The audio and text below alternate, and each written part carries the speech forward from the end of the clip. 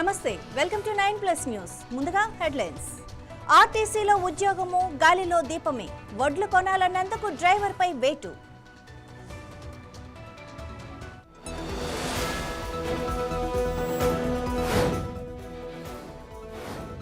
కీలక మావోయిస్టు లొంగుబాటు పునరావాసం కల్పించిన ప్రభుత్వం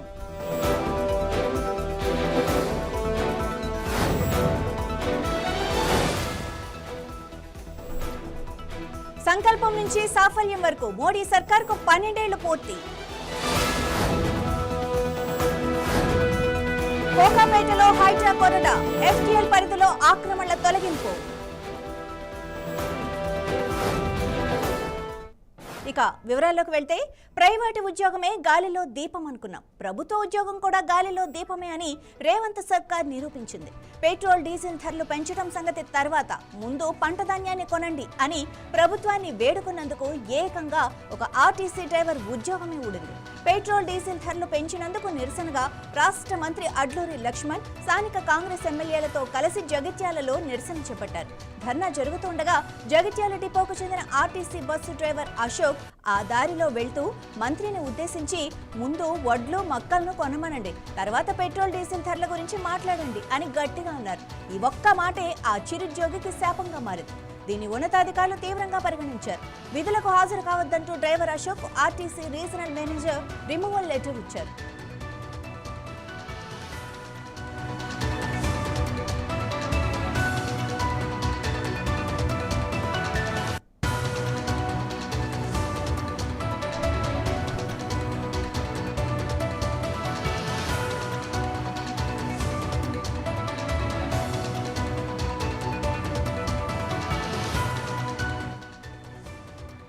అయితే తాను ఏ నాయకుడిని కానీ రాజకీయ పార్టీని కానీ విమర్శించలేదని డ్రైవర్ అశోక్ చెబుతున్నారు రైతులు పడుతున్న ఇబ్బందులను మాత్రమే ప్రస్తావించానని వివరించారు ఈ ఘటన సోషల్ మీడియాలో వైరల్ అవ్వడంతో ప్రభుత్వ తీరుపై తీవ్ర విమర్శలు వెల్లువెత్తుతున్నాయి రాష్ట్రంలో ధాన్యం కొనుగోళ్లపై రైతులు ఆందోళన చెందుతున్నమాట వాస్తవమని దాన్ని సరిచేసుకోకుండా డ్రైవర్ పై వేటు వేయడం సరికాదని పలువురు అభిప్రాయపడుతున్నారు డ్రైవర్ సస్పెన్షన్ బీఆర్ఎస్ బీజేపీ ప్రజా సంఘాల నాయకులు తీవ్రంగా ఖండించారు రైతుల ఆవేదన గురించి మాట్లాడటమే నేరమా అని ప్రశ్నించారు అశోక్ ను వెంటనే విధుల్లోకి తీసుకోవాలంటూ కరీంనగర్ ఆర్టీసీ ఆర్ఎంకు మాజీ మంత్రి Karimnagar MLA Gangula Kamalakar BRS party రాష్ట్ర ప్రధాన కార్యదర్శి జీవన్ రెడ్డి వినతి పత్రం అందించారు అశోక్ ను బేషరతుగా విధుల్లోకి తీసుకోకుంటే ఆర్టీసీ రీజనల్ మేనేజర్ కార్యాలయాన్ని ముట్టడిస్తామని బీఆర్ఎస్ అలాగే ప్రజా సంఘాల నాయకులు కూడా హెచ్చరించారు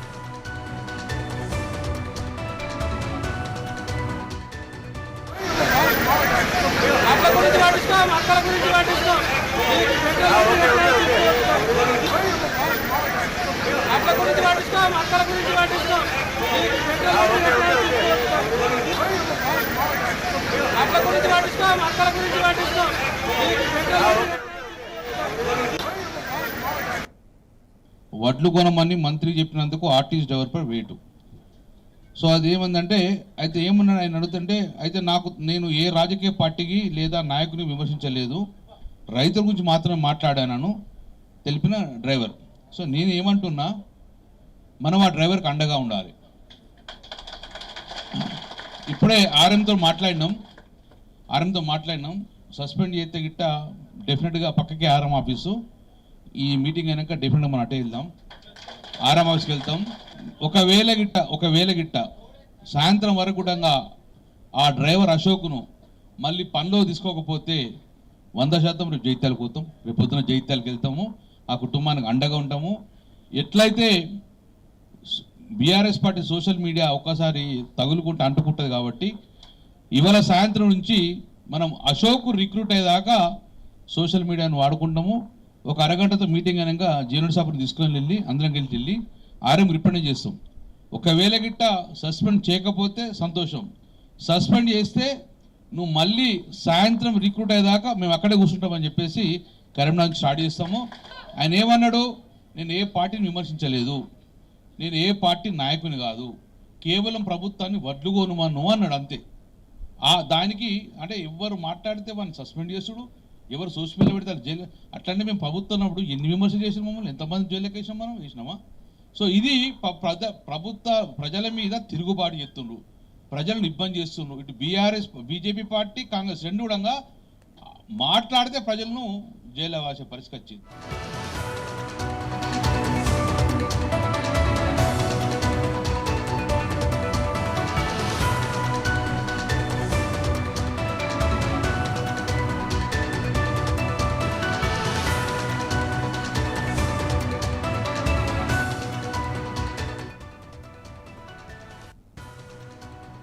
మావోయిస్టు పార్టీ కేంద్ర కమిటీకి కోలుకోలేని దెబ్బ తగిలింది. కీలక నేత, కేంద్ర కమిటీ సభ్యుడు పసునూరి నరహరి అలియాస్ విశ్వనాథ్, అతని భార్య, రాష్ట్ర కమిటీ సభ్యురాలు మేదర దానమ్మ పోలీసుల ఎదుట లొంగిపోయారు. హన్మకొండ జిల్లా సోమిడి గ్రామవాసి అయిన నరహరి ఆయుధాలు, రాకెట్లు, బాబీ ట్రాప్స్ తయారీలో నిపుణుడు. ఇక 1982లో ఉద్యమంలో చేరి దండకారుణ్యం నుంచి బీహార్, జార్ఖండ్ వరకు కీలక బాధ్యతలు నిర్వర్తించి 2017లో కేంద్ర కమిటీ సభ్యుడిగా ఎదిగాడు. గుంటూరు జిల్లా గామలపాడుకు చెందిన దానమ్మ 1986లో పార్టీలో చేరారు.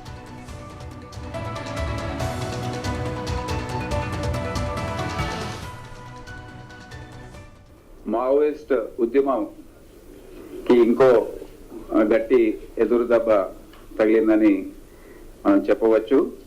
మావోయిస్ట్ సిద్ధాంతం మరియు భావజాలం ఏదైతే ఉందో అది మనము గత 50 సంవత్సరాల నుండి దాన్ని అనుభవిస్తున్నాము, చూస్తున్నాము. అనేక రకాలుగా అది మారింది. గత 2-3 సంవత్సరాల నుండి రాష్ట్ర ప్రభుత్వం మరియు కేంద్ర ప్రభుత్వం ఒక పాలసీ ప్రకారం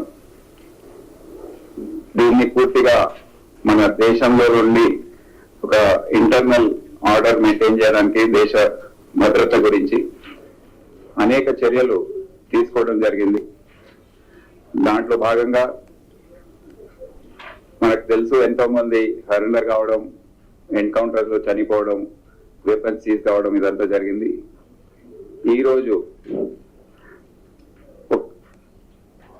మావోయిస్ట్ పార్టీకి చెందిన central committee member Pasnuri Narahari alias Vishwanath,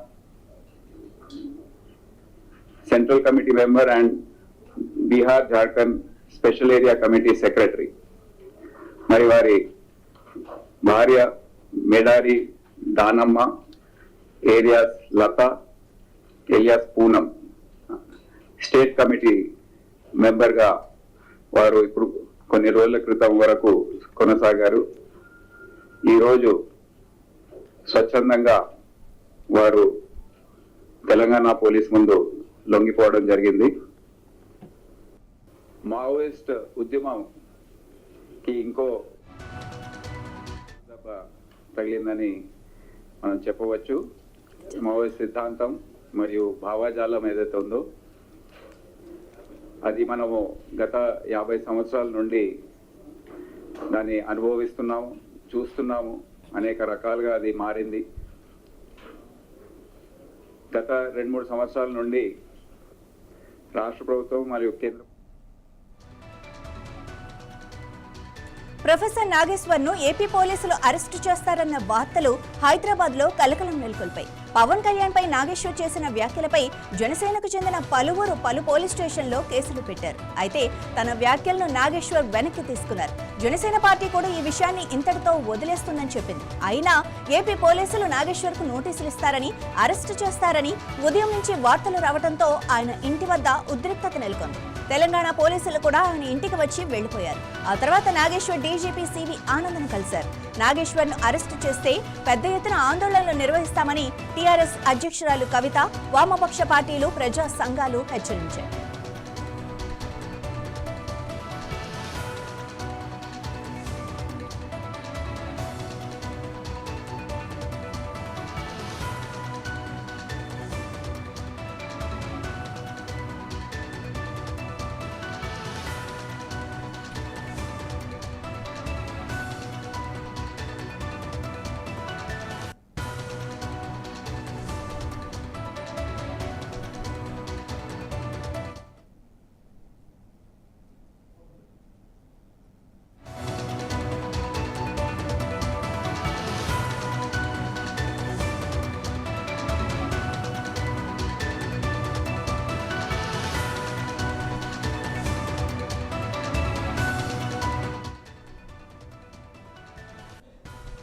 Modi సర్కారుకు 12 ఏళ్లు పూర్తయ్యాయి. ఈ సందర్భంగా తమ పాలనలో సాధించిన 22 విజయాలను ప్రచారం చేయాలని బీజేపీ నిర్ణయించింది.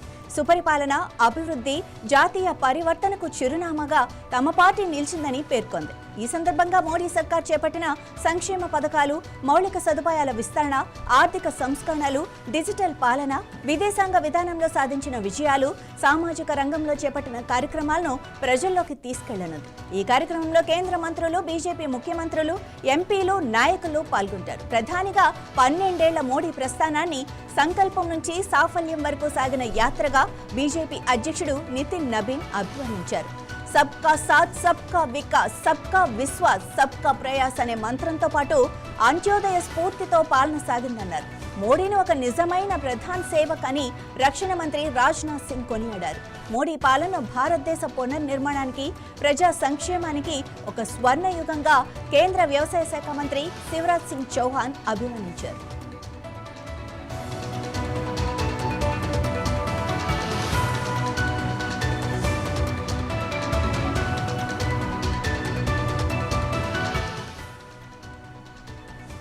వరంగల్ జిల్లా సంగెం మండలం గుంటూరుపల్లి గ్రామంలో మహిళా శక్తి వారోత్సవాల సందర్భంగా అంగన్వాడీ భవనాన్ని పరకాల ఎమ్మెల్యే రేవూరి ప్రకాష్ రెడ్డి, జిల్లా కలెక్టర్ సత్య శారదతో కలిసి ప్రారంభించారు.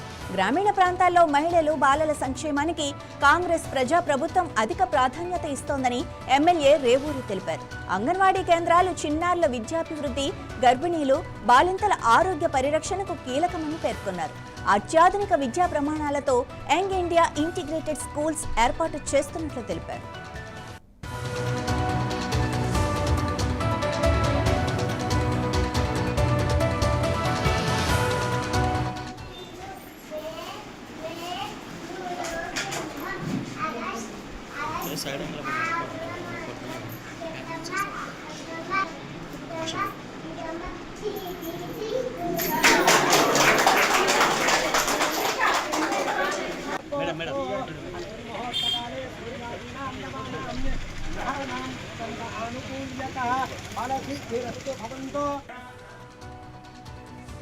రిమాండ్ ఖైదీ సయ్యద్ అమీర్ హుస్సేన్ గాంధీ ఆసుపత్రి నుంచి పరారయ్యాడు. చెంచల్గూడ జైల్లో రిమాండ్ ఖైదీగా ఉన్న హుస్సేన్ జైల్లోనే మేకులు మింగాడు. దీంతో అతన్ని గాంధీ ఆసుపత్రికి తరలించగా ఆసుపత్రిలో చికిత్స పొందుతూ వైద్య సిబ్బంది, పోలీసుల కళ్లు గప్పి పరారయ్యాడు. జైలు అధికారులు చిలకలగూడ పోలీస్ స్టేషన్లో ఫిర్యాదు చేశారు. అతడు రెయిన్ బజార్కు చెందిన వ్యక్తిగా గుర్తించారు. 24వ తేదీన జరిగిన ఈ ఘటన ఆలస్యంగా వెలుగులోకి వచ్చింది. అతడు రిమాండ్ ఖైదీగా ఈ నెల 19వ తేదీన చెంచల్గూడ జైలుకు వచ్చాడు. పోలీసులు ప్రత్యేక బృందాలతో గాలిస్తున్నారు.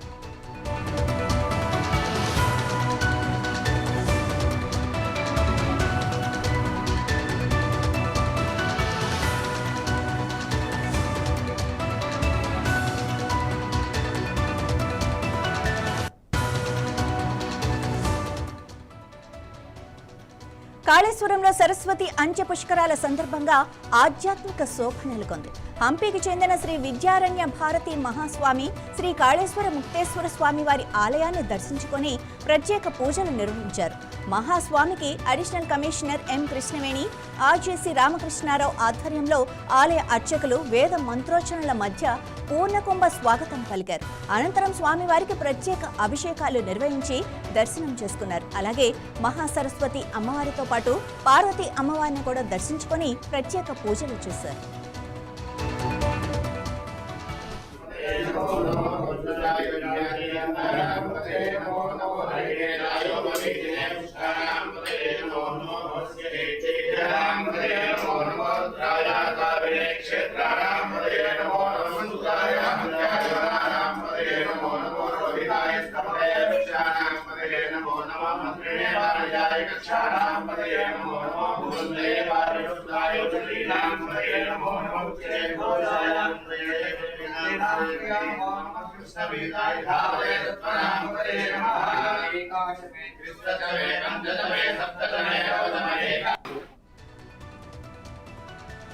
పోలవరం జిల్లాలో గిరిజన ప్రజల సమస్యల పరిష్కారానికి జన్ జీవన్ గరీబ్ ఉత్సవ్ కార్యక్రమం కీలక వేదికగా మారుతోంది. రంపచోడవరంలో నిర్వహించిన కార్యక్రమంలో పాల్గొన్న జిల్లా కలెక్టర్ దినేష్ కుమార్ గ్రామ స్థాయిలో సమస్యలు పరిష్కరిస్తున్న అధికారులను అభినందించారు. గిరిజన ప్రజల పలు సమస్యలతో సుదూర ప్రాంతాల నుంచి రంపచోడవరం గ్రీవెన్స్ కు వచ్చి ఫిర్యాదులు చేస్తున్నారని కలెక్టర్ తెలిపారు. అయితే జన్ జీవన్ గరీబ్ కార్యక్రమం ద్వారా మండల స్థాయి అధికారులు నేరుగా గ్రామాలకు వెళ్లి అక్కడికక్కడే సమస్యలను పరిష్కరిస్తున్నారని పేర్కొన్నారు. ఈ కార్యక్రమం విజయవంతం కావడంతో డివిజన్, మండల స్థాయి అధికారుల పాత్ర ఎంతో కీలకమని అన్నారు. ప్రజలకు చేరువగా పనిచేస్తున్న అధికారుల సేవలను ఆయన ప్రత్యేకంగా ప్రశంసించారు.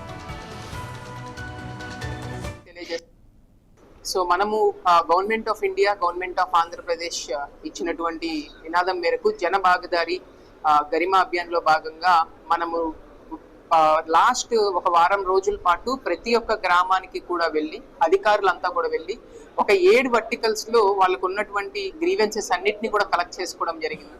సుమారుగా మన రాష్ట్రం మొత్తంలో 5,000 ఈవెంట్లు జరిగితే కేవలం మన రంపచోడవరం డివిజన్ లోనే మోర్ దాన్ 2,000 ఈవెంట్స్ చేయడం జరుగుతాం.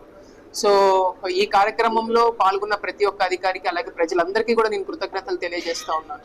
ఎందుకంటే రంపచోడవరం అనేది మనకి పోలవరం జిల్లా అనేది చాలా one of the remotest areas ఉండేటటువంటి డిస్ట్రిక్ట్. సో అలాంటిది ఈ గ్రీవెన్సెస్ కి మీరు వచ్చి మీ యొక్క సమస్యలు తెలియజేసుకోవాలంటే చాలా కష్టంగా కూడుకున్నటువంటి పని. మీరు ఆ రోజు ఉన్న పనులన్నీ కూడా ఆపేసుకుని గ్రీవెన్స్ కి రావాల్సిన అవసరం ఉంటుంది. సో దీని గురించి వీటన్నిటిని ఆలోచించి మీకు ఉన్నటువంటి లబ్ధి ఏదైతే ఉంటుందో, లేకపోతే మీకు అర్హతకి తగ్గట్టుగా మీకు ఏవైతే డాక్యుమెంట్స్ కానీ లేకపోతే ఆధార్ కార్డ్ కరెక్షన్స్ కానీ ఏవైతే బెనిఫిట్స్ రావాలో వాటన్నిటిని చేర్చే విధంగా మనం ఈ జనభాగదారి కార్యక్రమం చేసాం. సో మోర్ దాన్ 2,000 పైగా మాకు గ్రీవెన్సెస్ కూడా వచ్చాయి. వీటిలో ఆల్మోస్ట్ 500-600 గ్రీవెన్సెస్ ని మనం రెక్టిఫై కూడా చేయడం జరిగింది.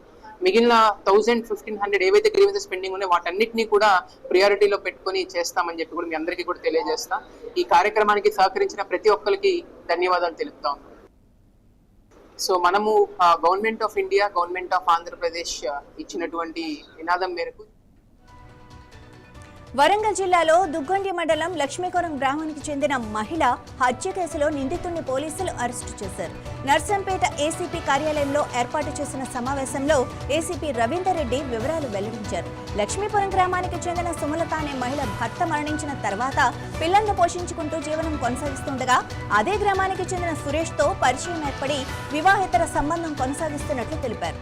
అయితే ఇటీవల సోషల్ మీడియా ద్వారా మరో వ్యక్తితో సుమలతకు పరిచయం ఏర్పడిందన్న అనుమానంతో సురేష్ కక్ష పెంచుకున్నాడని పోలీసులు తెలిపారు. ఈ క్రమంలో పథకం ప్రకారం సుమలతను గొంతు కోసి హత్య చేసినట్లు ఏసీపీ వెల్లడించారు. నిందితుడు సురేష్ ను అరెస్టు చేసి రిమాండ్కు తరలించినట్లు పోలీసులు తెలిపారు. సుమలత అనే హత్యకు గురైంది. అక్కడ ఎస్ఆర్ఎస్పీ కెనాల్ పక్కన అన్నోన్ పర్సన్స్ ఎవరో గొంతు కోసి చంపారని చెప్పి వచ్చిన సమాచారం మేరకు కేసు రిజిస్టర్ చేశాను. వాళ్ళ ఫ్యామిలీ మెంబర్స్, వాళ్ళ పేరెంట్స్, ఆమెకు అక్రమ సంబంధం ఉన్నటువంటి పాండవుల సురేష్ అనే వ్యక్తి ఈ హత్య కారణమై ఉంటాడని చెప్పి అనుమానం కల్పించారు. ఆ కోణంలో దుగ్గొండి సిఐ గారు సాయరమణ, దుగ్గొండి ఎస్ఐ గారు అందరూ తీవ్రమైన పరిశోధన చేపట్టి ఈ కేసుకు సంబంధించినటువంటి సీడియాల ఆధారంగా మరియు అక్యూజ్డ్ పర్సన్స్ ఫ్యామిలీ ఫోన్ చేసినప్పుడు ఆమె సెల్ ఫోన్ ఇంటి దగ్గర ఉండి పిల్లలు లిఫ్ట్ చేశారు. కాబట్టి దాని ఆధారంగా గత 5 సంవత్సరాలుగా అక్రమ సంబంధం పెట్టుకొని ఈ మధ్య కాలంలో ఆమె తిప్పాలనే వ్యక్తితో ఫోన్లో చాటింగ్ చేస్తున్నదని చెప్పి వద్దని చెప్పి ఆమెను మందలించి కొట్టినా కూడా ఆమె వినడం లేదని చీకట్లో ఎస్పీ కెనాల్ బయట తీసుకొని వెళ్ళి అక్కడ శారీరకంగా కలవాలని ఆమె నమ్మించి కలిసే క్రమంలో మన వరంగల్లో కొని తీసుకొని వచ్చినటువంటి షార్ప్ నైఫ్తోని ఆమె గొంతు కోసి హత్య చేసి కెనాల్లో పడవేశాడు. సుమలత అనే హత్యకు గురైంది. సమాజాన్ని మత్తు పదార్థాల బారి నుంచి రక్షించి గంజాయి రహిత వాతావరణం కల్పించడమే తిరుపతి జిల్లా పోలీస్ శాఖ ప్రధాన లక్ష్యమని రేణిగుంట డీఎస్పీ శ్రీనివాసరావు స్పష్టం చేశారు. డ్రగ్స్, గంజాయి వినియోగం, సరఫరాపై పోలీసులు గట్టి నిఘా కొనసాగిస్తున్నారు. మత్తు పదార్థాల నిర్మూలన కోసం ప్రత్యేక చర్యలను మరింత వేగవంతం చేస్తున్నారు. ఈ నేపథ్యంలో రేణిగుంట రూరల్ గాజుల మాండ్యం పోలీస్ స్టేషన్ పరిధిలోని కంపెనీలో డీఎస్పీ శ్రీనివాసరావు పర్యవేక్షణలో సిఐ మంజునాథ్ రెడ్డి, ఎస్ఐ హరీష్ ఆధ్వర్యంలో పోలీసులు గంజాయి నిర్ధారణ పరీక్షలు నిర్వహించారు. ఆదేశాల మేరకు, అలానే తిరుపతి జిల్లా ఎస్పీ గారు ఎల్ సుబ్బరాయుడు ఐపీఎస్ గారి ఆదేశాల మేరకు మేము కాజరమండ్యం పోలీస్ స్టేషన్ లిమిట్స్లో ఈ గాంజా ఇతర రాష్ట్రాల నుంచి మరియు ఇతరులపై గాంజా అలవాట్లు ఎవరికి ఉన్నాయి, అనుమానాలు మనకు ఎక్కడైతే ఉన్నాయో వాళ్ళందరినీ కూడా టెస్ట్ చేయడం జరుగుతుంది గాంజా కిట్ ద్వారా. దీంట్లో పాజిటివ్ కనుక వస్తే వాళ్ళకి ఎక్కడి నుంచి ఈ సరఫరా జరిగింది, ఆ పెడ్లర్ ఎవరు, దానికి సప్లయర్ ఎవరు, అది ఎక్కడి నుంచి ఆరిజిన్ ఎక్కడ ఉంది అనేది కనిపెట్టి ఇన్వెస్టిగేషన్ చేయడం జరుగుతుంది. ఈ గాంజా రహిత సమాజంలో భాగంగా ఈ కార్యక్రమం ఈరోజు రాజమండ్రి పోలీస్ స్టేషన్ లిమిట్స్లో చేపడుతున్నాము. దీనికి సుమారుగా ఒక 200 మంది ఈ రకరకాల జిల్లాలు, రాష్ట్రాల నుంచి వచ్చిన కలుషిత జలాలు, తక్కువ ప్రెషర్తో నీటి సరఫరా జరుగుతోందని ఆరోపిస్తూ జలమండలి నారాయణగూడ కార్యాలయం ఎదుట స్థానికులు ధర్నా నిర్వహించారు. అదేవిధంగా ముషీరాబాద్ డీసీఎం కార్యాలయం వద్ద కూడా నిరసన చేపట్టి తమ సమస్యలను అధికారుల దృష్టికి తీసుకెళ్లారు. మంచినీటి సమస్యను వెంటనే పరిష్కరించాలని డిమాండ్ చేసిన ఆందోళనకారులు లేని పక్షంలో ఖైరతాబాద్ కార్యాలయాన్ని కూడా ముట్టడిస్తామని హెచ్చరించారు. ఈ కార్యక్రమంలో గడ్డం బాలకృష్ణ, నేరేళ్ల బాలయ్య, ప్రసాద్ రాజు తదితరులు పాల్గొన్నారు. మంచినీటి సమస్యలను వెంటనే మంచినీటి సమస్యలను వెంటనే చేతగాని అధికారులు వెంటనే. రంగారెడ్డి జిల్లా గండిపేట మండలం కోకాపేట గ్రామంలో కొత్త చెరువులో జరిగిన భారీ ఆక్రమణలను హైడ్రా అధికారులు తొలగించారు. ఎఫ్టీఎల్ పరిధిలో సుమారు 1.20 ఎకరాల భూమిని ఆక్రమించి గోల్డ్ ఫిష్ విల్లాస్ కోసం ప్లే ఏరియాలు, పార్కులు నిర్మించినట్లు గుర్తించారు. అదేవిధంగా చెరువులో మరో 20 ఎకరాల మేర వివిధ నిర్మాణ సంస్థలు ఫెన్సింగ్లు ఏర్పాటు చేసి ఆక్రమణలకు పాల్పడినట్లు హైడ్రా నిర్ధారించింది. స్థానికుల ఫిర్యాదులతో సంబంధిత శాఖల అధికారులతో కలిసి క్షేత్రస్థాయిలో పరిశీలనలు నిర్వహించిన అనంతరం అధికారులు రంగంలోకి దిగారు. కోకాపేట కొత్త చెరువు మొత్తం ఎఫ్టీఎల్ పరిధి 72 ఎకరాలు కాగా అందులో 22 ఎకరాల వరకు ఆక్రమణలు జరిగినట్లు గుర్తించారు. ఇవాళ చేపట్టిన చర్యల్లో భాగంగా ఫెన్సింగ్లు, రేకులతో ఏర్పాటు చేసిన ప్రహరీలను హైడ్రా తొలగించింది. ప్రస్తుతం చెరువు హద్దులను గుర్తించి తిరిగి ఫెన్సింగ్ ఏర్పాటు చేస్తున్నారు.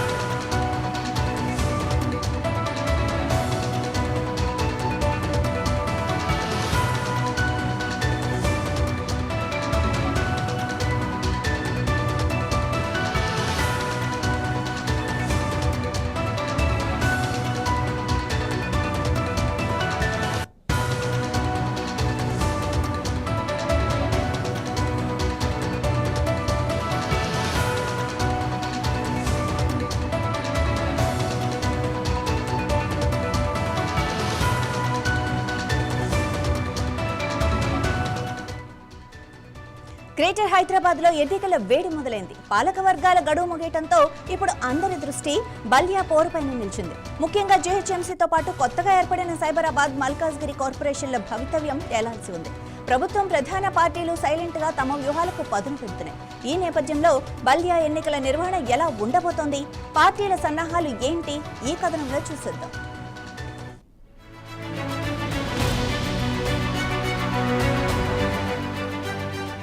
గ్రేటర్ హైదరాబాద్ లో ఎన్నికల వేడి అంతకంతకు పెరుగుతోంది. నగారా ఎప్పుడు మోగుతుందా అని ప్రధాన పార్టీలన్నీ సైలెంట్ గా తమ ప్రిపరేషన్ ని ముమ్మరం చేశాయి. తెర వెనుక భారీ కసరత్తు జరుగుతోంది. వ్యూహాలు, ప్రతి వ్యూహాలతో రాజధాని రాజకీయాలు సెగలు పుట్టిస్తున్నాయి.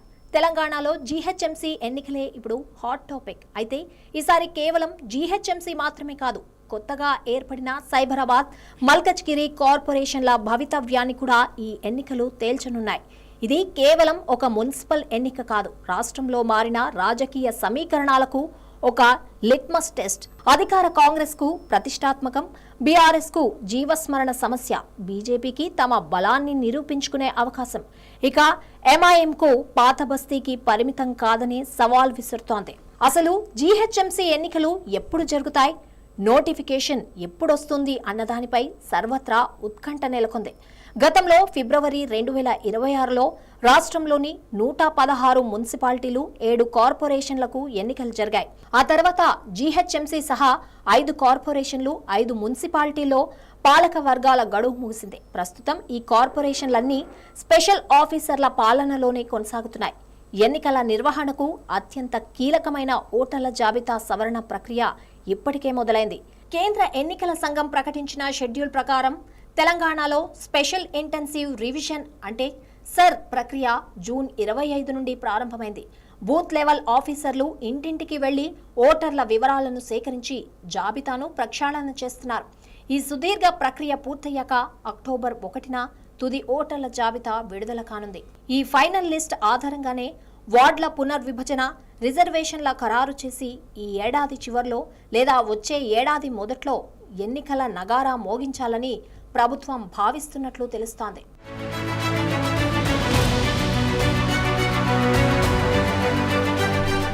పార్టీల వ్యూహాలను పరిశీలిస్తే ఎంఐఎం ఎప్పటిలాగే ఒక అడుగు ముందుంది.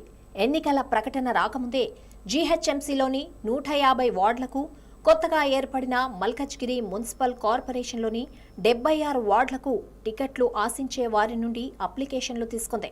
కుల ధృవీకరణ పత్రాలతో సహా అప్లికేషన్లు తీసుకోవడం ద్వారా రిజర్వేషన్లు ఎలా ఉన్నా సిద్ధంగా ఉండాలనే వ్యూహంతో ముందుకు సాగుతోంది. పాత బస్తీలో తమకు తిరుగులేదని భావిస్తూనే ఈసారి మేయర్ పీఠంపై గట్టిగా కన్నేసింది. కింగ్ మేకర్గా కాకుండా కింగ్గా అవతరించాలనేదే వారి లక్ష్యంగా కనిపిస్తోంది. మరోవైపు రాష్ట్రంలో అధికారంలో ఉన్న కాంగ్రెస్ పార్టీకి ఈ ఎన్నికలు అత్యంత కీలకం.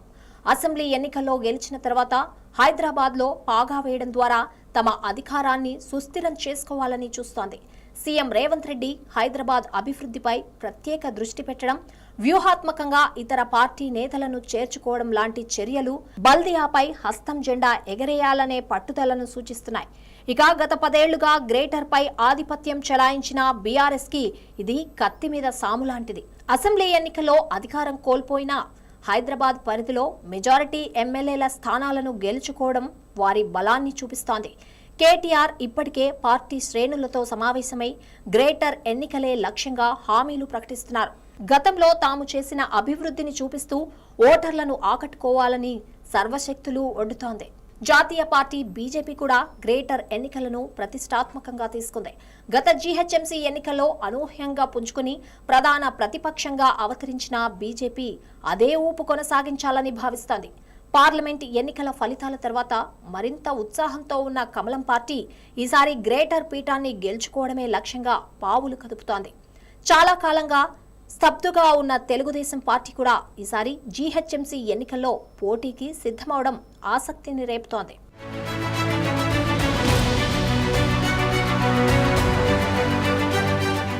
ఈ జీహెచ్ఎంసీ ఎన్నికల్లో మరో ముఖ్యమైన అంశం వార్డుల విభజన. ముఖ్యంగా జీహెచ్ఎంసీని 3 కార్పొరేషన్లుగా విభజించడం, వార్డుల సంఖ్యను పెంచడం లాంటి అంశాలు ఎన్నికల స్వరూపాన్ని మార్చేయనున్నాయి. సైబరాబాద్, మల్కజ్గిరి కార్పొరేషన్లో వార్డుల సంఖ్య 100కు పెంచే అవకాశం ఉందని కూడా చర్చ జరుగుతోంది. ఇది ఆశావహులకు కొత్త అవకాశాలు కల్పించడంతో పాటు పార్టీల బలాబలాలను పూర్తిగా మార్చేస్తుంది. ఈ పునర్విభజన, రిజర్వేషన్ల ఖరారు తర్వాతే అసలైన రాజకీయ సమరం మొదలవుతుంది. ఇప్పటికే వార్డుల రిజర్వేషన్లు ఖరారయ్యాయంటూ సోషల్ మీడియాలో వస్తున్న పుకార్లను అధికారులు ఖండించినా ఆశావహులు మాత్రం తమ డివిజన్లోని సామాజిక సమీకరణాలపై లెక్కలు వేసుకుంటూ అప్రమత్తమవుతున్నారు. ఒక్క మాటలో చెప్పాలంటే గ్రేటర్ హైదరాబాద్ ఎన్నికల కురుక్షేత్రానికి రంగం సిద్ధమవుతోంది. ఇది కేవలం 150 డివిజన్ల కథ కాదు. కొత్తగా ఏర్పడిన కార్పొరేషన్లు, పెరిగిన వార్డులతో కలిపి ఇది ఒక మెగా పొలిటికల్ ఫైట్గా మారనుంది. ఓవైపు ఎంఐఎం తన కంచుకోటను కాపాడుకుంటూ మేయర్ పీఠంపై గురిపెట్టింది. మరోవైపు అధికార కాంగ్రెస్ హైదరాబాద్ తమదేనని నిరూపించుకోవాలని చూస్తోంది. గత వైభవం కోసం బీఆర్ఎస్, అనూహ్య ఫలితాల కోసం బీజేపీ హోరాహోరీగా తలపడుతున్నాయి. ఈ త్రిముఖ చతుర్ముఖ పోరులో వ్యూహాలు ఎప్పటికప్పుడు మారనున్నాయి. ఓటర్ల జాబితా ఖరారై వార్డుల విభజన, రిజర్వేషన్ల ప్రక్రియ పూర్తయితే ఈ రాజకీయ వేడి తారాస్థాయికి చేరడం ఖాయం. మరి ఈ మహాసంగ్రామంలో హైదరాబాద్ ఓటరు ఎటువైపు నిలుస్తాడు? భాగ్యనగర్ పీఠాన్ని అధిరోహించేది ఎవరు అన్నది తేలాలి అంటే మరికొన్ని నెలలు వెయిట్ చేయాల్సిందే. ఇవి ఇప్పటి వరకున్న అప్డేట్స్. మరిన్ని అప్డేట్స్ కోసం చూస్తూనే ఉండండి 9+ న్యూస్.